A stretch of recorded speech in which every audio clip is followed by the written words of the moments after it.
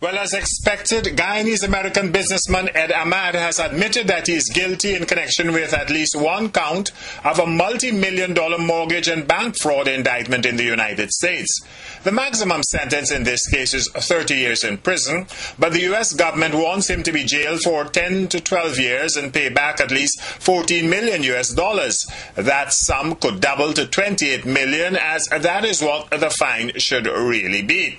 Ahmad's attorney says the payback should be much less, so that the sentence and fine would be less. Negotiations are still ongoing with the banks and other lending institutions as to the amount they lost. The 45-year-old businessman and realtor, who has close connections with the ruling PPP civic administration in Guyana and former President Barra Jagdeo, is unlikely to face deportation because he became a naturalized U.S. citizen in 1989. However, the presiding judge, Dora Irizarry, warned him in federal court that if it turns out that he is not a U.S. citizen, his guilty plea could mean deportation.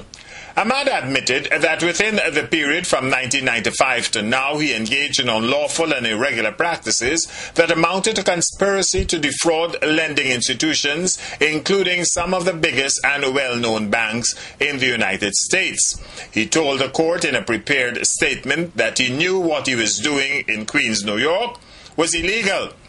The presiding judge accepted the guilty plea and noted the intervention of Ahmad's attorney that the Guyanese American businessman was admitting to some and not all of the things that the prosecution is saying that he did.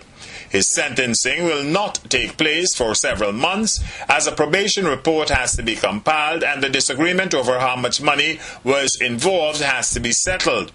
Ahmad was arrested and removed from a Guyanese-bound airplane on the tarmac at John F. Kennedy Airport by the FBI last year after a co-conspirator was nabbed in Texas. Ahmad could lose a great deal of his assets to forfeiture orders too. He has lost over $500,000 US so far to forfeiture. He recently disposed of the West Indian banquet hall known as Chateau Royal here in Queens, New York. Ahmad acquired several assets in Guyana from the Jagdeo PPP administration, including the property that once served as the headquarters for the ruling party newspaper, The Mirror, and property on the West Demerara.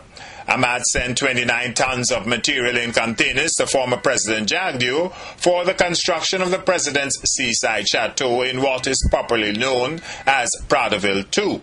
Ahmad is a noted cricket supporter in the tri-state area and has developed and assisted the game here.